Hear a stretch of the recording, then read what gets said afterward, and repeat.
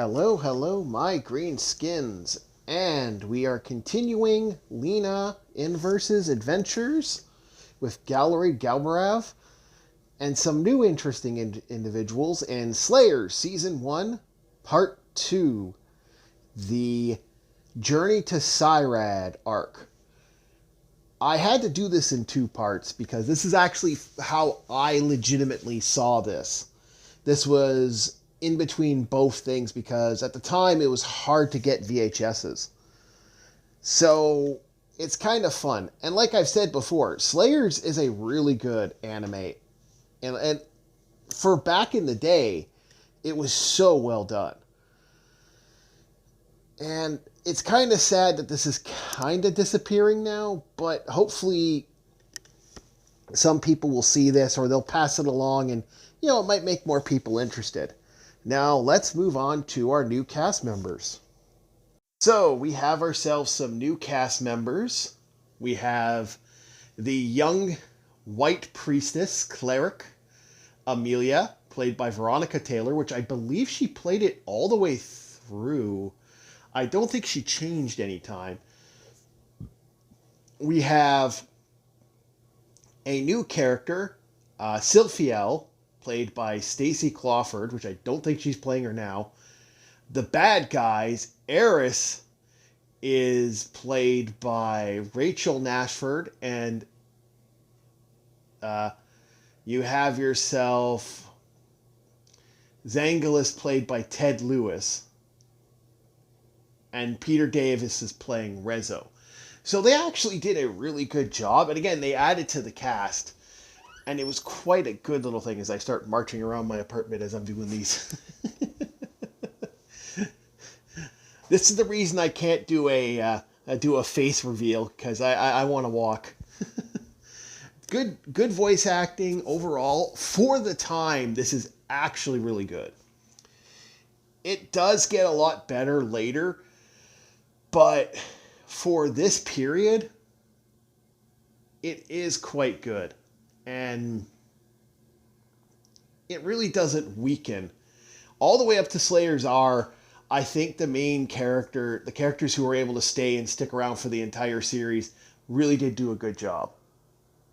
All right, now let's move to the story. Part 2 takes place Lena waiting at a crossroads for a prince to appear so she can make him fall in love with her. He will be instantly raptured by her beauty. Gallery's like, yeah, sure, okay, whatever. I'm going back to the inn. And there he meets their new adventurer, a sorceress girl, or I guess a shrine maiden, I believe they refer to her as. A shrine maiden in training named Amelia, who wants to be a hero. She's such a hero that she accidentally lands on this guy that's being attacked by bandits, bashing her knee into his face. Then trips on a rock. She eventually wins the day by blowing up the bad guys. I got a little side here. In a world where I think a 12-year-old or a 13-year-old. I think she's anywhere between 12 to 13. I think. I can't remember how old she is. I've heard 14, actually. I'd have to look in the wiki again. Where a child of that age can light you up in a major way, why would there be fucking crime? Like, when a small child can nuke you with a fireball. That's a bad... I don't think I'd want to rob anybody. Give me all your money. Daddy, is that man robbing you? Fireball. It's like, no. So, she beats the bad guys, and then meanwhile, Lena meets her crown prince and his brother. Unfortunately, she meets her crown prince. Here's what her crown prince looks like in her mind. You guys can figure out the rest. So, after traveling through a cave and defeating some monsters that the Crown Prince wants her to defeat. With a twist, the Crown Prince's brother has chosen to betray him because he wants the throne, which becomes a running gag through the series of... It is kind of a running gag that they... I think they mentioned at least 4 attempts on the Sairaag crown. So, yeah, the Sairaag family has some fucked up issues. After a new world building, what happens when you cast 2 fireballs touch? Boom. They travel on their way to another town, which they end up having Amelia finding out that Lena can cast a spell called Dragon Slave. She wants to learn the spell. Now, Lena's not going to train this small child to use Dragon Slave. That's kind of a stupid idea. She's kind of nuts. So she forces her to do this hard training. It doesn't go well. And Amelia now deciding to keep wanting to learn. She tricks Lena in a way to destroy a giant mountain. Unfortunately, that was a mountain that has a bunch of spirits in it. So the Sairaag family have now, the royal family of the Holy City, not only have problems with the family trying to kill each other, you now have them destroying other countries' or cities' property. Another running trait of the Sairaag family. I gotta bring that up for later. For all the good they do equal amount of destruction too. So after Amelia using her magic and realizing, oh yeah, maybe I shouldn't learn one of the most dangerous spells in, black magic. Maybe I should focus on my own magic. She ends up traveling and they get to Sairaag. Sairaag is a nice little town with Lena and a nice little place with wanted posters with Lena, Zelgadis, and Gallery all on a wall, which has, unfortunately, Lena getting into some fun with a bunch of people, which really is kind of amusing watching all these guys show up. Oh, we're the Brit Guard of blah blah blah blah blah. We're the Silver Knights of blah blah blah blah blah. And she promptly defeats them. She gets a body count. Lena has such a body count on her. It's kind of great. So after wiping out all these people, Lena gets caught by her own hubris by a unicorn horn in a cage. Funny aside, that unicorn horn I think appears in a later in Slayer's Next. I thought I'd bring it up now because I don't think I would remember when I decide to do this. So just giving that a little aside, that actually she gets to keep that.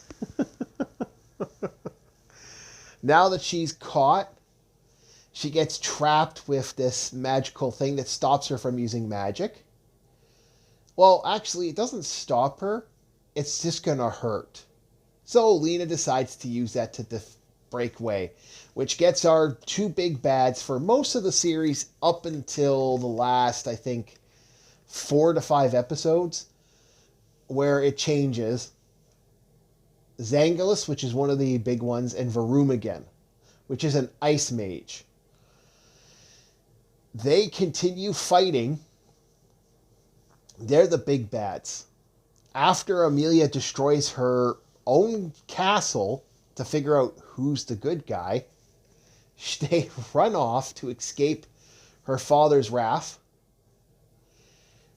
And now Lena, Gallery, and Amelia are now on an adventure, which involves starvation, a lot of references to fuck references, a couple more dragon slaves as she defeats Varumagan and Zangulis and 3 different things, a marriage proposal, and some cross-dressing with a dragon. I mean, a dragon.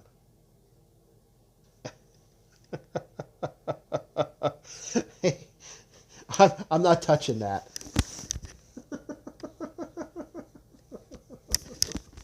Dragon. Just read between the lines, people.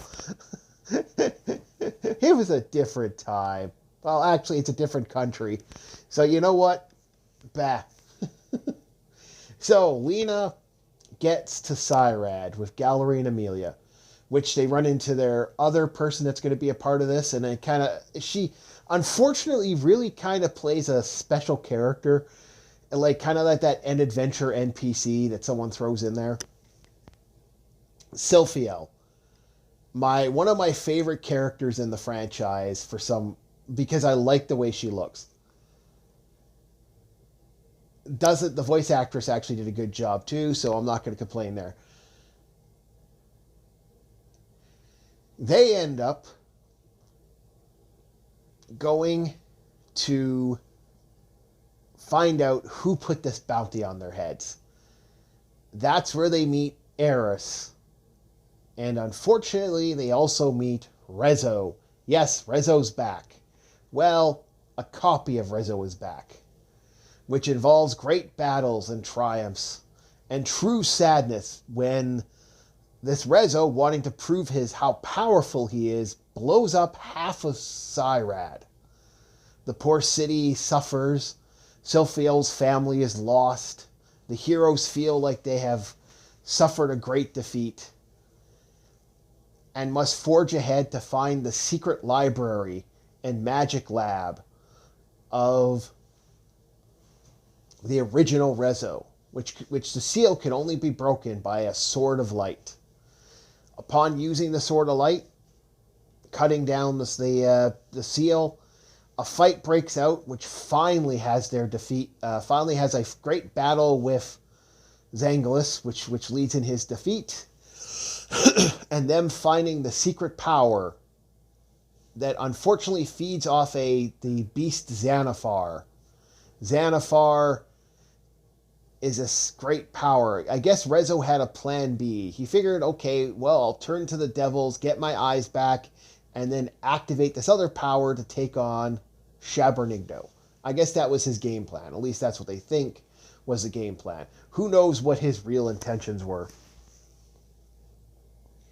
After a feeble battle and a very close call for our young female hero, Lena Inverse, they defeat him and stab him into the tree. In walks in the Crown Prince of Sairaag again, which is really kind of amusing. And cut to print. That is the end of the season. And that is actually a good end to this series.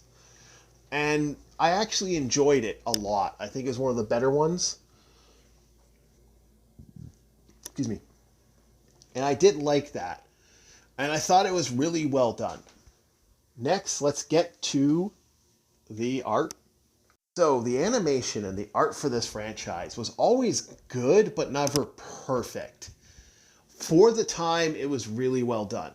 Now, that being said, you look at what's coming out now. Like, compare it to Demon Slayer, which I still think has some of the most beautiful animation I have ever fucking seen.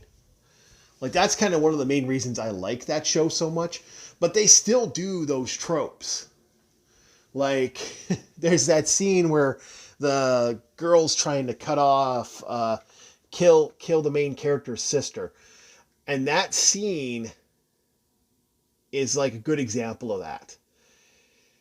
And it is really well done, though. And I do got to say this. They did a great job with the art for the time. But it wasn't perfect. Like, for example, there's, I think, a couple scenes where I've seen there's some interesting art issues. One of the art issues, like, for example, Sophiel's, she wears these purple leggings. And in one scene, she all of a sudden just doesn't have them. And it's just bare legs, which, okay, that's interesting. But, like, those are leggings. How does she just magically remove them out of nowhere? It's a cool little side bits that they still, that, you know, it's kind of amusing that you see that type of animation errors. I see those errors all the time. Like, you find them in video games nowadays. There's nothing too insane. Like, I just saw that recently in a video game I was playing where they fucked the model and the model didn't come in right. But you get small little errors here and there. And there's nothing wrong with that. Now let's get to the music. Alright, the music is quite simple. It's the music of the era. Like, let's not deny that this music is not exactly the greatest. We don't got some of the catchy 80s beats that were coming out of Gundam, but it was still good for what it was, and it was still good for what it is. Season 1 as a whole has been a great series. Like, take out for its time, I would actually go as far as saying this anime is timeless. And I stand by that. And the music is as good as it is. I would say this, it's better than some of the music that exists now. Now my rating. So what am I going to give Slayers Season 1? 7.5 timeless. I think this is a timeless anime. It's not perfect, but neither was the first 3 seasons of fucking South Park. And that's kind of how I look at this. And I hope to one day, I'm hoping that they do the Slayers versus Orphan series, or I wouldn't mind a continuation, or I wouldn't even, I would even go as far as saying if they ever decide to reboot this, as much as I'd be kind of upset about a reboot, I wouldn't be against it if done by the right company. Fuck, I'm still pissed off we never did get a video game, like here in America. And absolutely love this series. And also, for a D&D guy who's into D&D, this is a D&D anime that you got to get your friends into. I say it time and time again, this is the one that you have to show your friends. And absolutely enjoyed it. Had the freaking VHSs when I could. Bought the DVD collection 3 times in a row. I actually got Slayer and Slayer's Next, and didn't get Slayer's Try till way later, because I didn't know there was a Slayer's Try. It wasn't until I picked up another series, they went, holy shit, there's a Slayer's Try. I think it was my Orphan box set that had the awesome Slayer's music for the Slayer's Try, and I was like, damn, and then I picked it up. So let's see if we can keep this going, guys. If I get lots of numbers on the Slayers, come on, share this out. Watch this with your friends. Tell them it's great toilet poop stuff in the background. You know, good to have when you're on the bathroom. Great listening to if you're if you're taking a leak. And I hope you enjoy it, guys. I hope you enjoyed the video. Like, subscribe. And I hope to see you guys all on the next Orc Wharf Chief reviews. See ya.